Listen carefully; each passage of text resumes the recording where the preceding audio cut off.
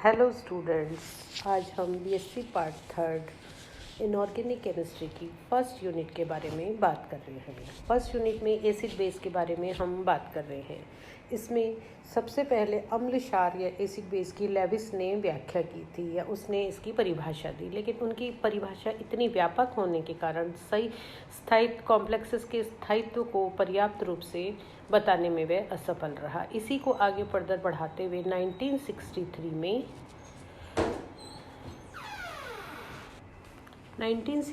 में पियर्सन ने group A व ग्रुप बी को दो नए नाम दिए। उनको कठोर या हार्ड और मृदु या सॉफ्ट नाम दिया गया।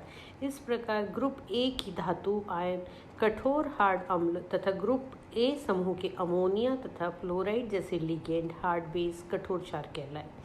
इसके विपरीत ग्रुप बी की धातु आयन मृदु सॉफ्ट अम्ल व पासमीन व आयोडाइड आयन जैसे लिगेंड मृदु क्षार और सॉफ्ट बेस कहलाए।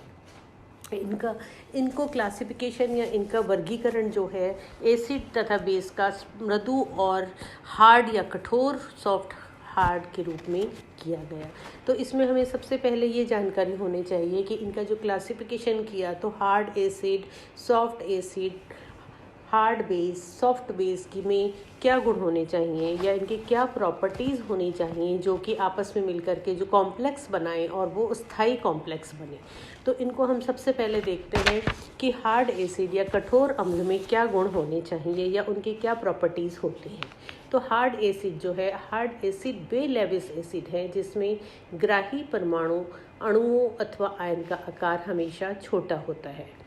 इसके अलावा इनके धनावेश अर्थात इनकी ऑक्सीकरण संख्या अधिक होती है। इलेक्ट्रॉन घनत्व आसानी से ध्रुवित नहीं होता है तथा इनका इलेक्ट्रॉनिक विन्यास अक्रिय गैस विन्यास होता है, या हम यूँ कहें कि इनका इनर्ट गैसेस कॉन्फ़िगरेशन होता है। ये ना इलेक्ट्रॉन देते हैं ना इलेक्ट्रॉन ग्रहण करते हैं। एग्जाम्पल अगर इनके हम कुछ उदाहरण देखें तो H+ आयन, हल्के क्षार धातु ion, metal ion, talon plus floor, chromium +3, chromium +6 एवं Bf3 ये कुछ सामान्य कठोर अम्ल या हार्ड एसिड है। इसके ठीक विपरीत जो सॉफ्ट एसिड है उनको निम्न प्रकार से परिभाषित किया जा सकता है। कठोर अम्लों के विपरीत मृदु अम्ल वे अम्ल लेविस अम्ल हैं जिसमें ग्राही परमाणु अथवा आयन का आकार बड़ा होता है, ऑक्सीकरण संख्या कम अथवा शून्य होती है, इनके इलेक्ट्रॉन घनत्व आसानी से ध्रुवित होने वाला होता है, इनका इलेक्ट्रॉनिक विन्यास अक्रिय गैस विन्यास नहीं होता है। जैसा कि हमने हार्ड एसिड में देखा था कि उनका इलेक्ट्रॉनिक विन्यास अक्रिय गैस विन्यास होता है, इनमें सॉफ्ट एसिड में इलेक्ट्रॉनिक विन्यास जो है अक्रिय गैस विन्यास नहीं होता है। इनकी कुछ उदाहरण अगर हम देखें तो CH3Hg+, platinum +2, palladium +2, silver +, gold +, mercury +2, cadmium +2, BH3 कुछ सामान्य मृदु अम्ल हैं। दूसरा कठोर क्षार या हार्ड बेस, इसको हम निम्न प्रकार से इनकी प्रॉपर्टीज़ को बता सकते हैं। जैसा कठोर क्षार वे लेविस क्षार हैं जिनमें दाता परमाणु का आकार हमेशा छोटा होता है, इलेक्ट्रॉन घनत्व आसानी से ध्रुवित नहीं होता है, धाता परमाणु की विद्युत ऋणता अधिक होती है। इनके अगर हम कुछ उदाहरण देखें तो NH3, RnH2, F-, fluoride -, chloride -, water, OH-, NO3- आदि सामान्य आदि ये सब कठोर क्षार के कुछ उदाहरण हैं।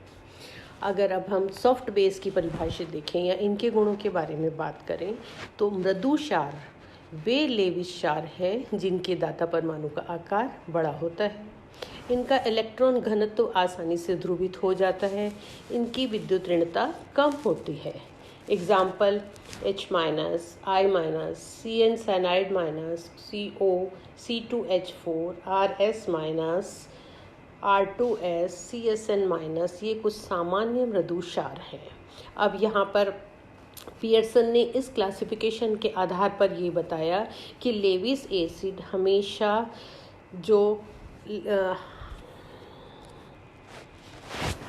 पियर्सन के आधार पर हमेशा हार्ड एसिड जो है वो हार्ड बेस के साथ क्रिया करके हमेशा स्टेबल कॉम्प्लेक्स बनाता है।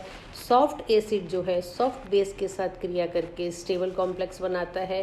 हार्ड एसिड और सॉफ्ट बेस जो है कम स्टेबल या कम स्थायी कॉम्प्लेक्स बनाते हैं। सॉफ्ट एसिड और हार्ड बेस जो है वो कम स्थायी कॉम्प्लेक्स बनाते हैं, या हम यूँ कहें हार्ड एसिड और हार्ड बेस कॉम्प्लेक्स जो है वो स्टेबल होगा, सॉफ्ट एसिड और सॉफ्ट बेस स्टेबल कॉम्प्लेक्स होगा, यानी समान समान के साथ में स्थायी कॉम्प्लेक्स बनाता है। इसको पियर्सन का HSAB कंसेप्ट भी या उसका अवधारणा भी कहते हैं।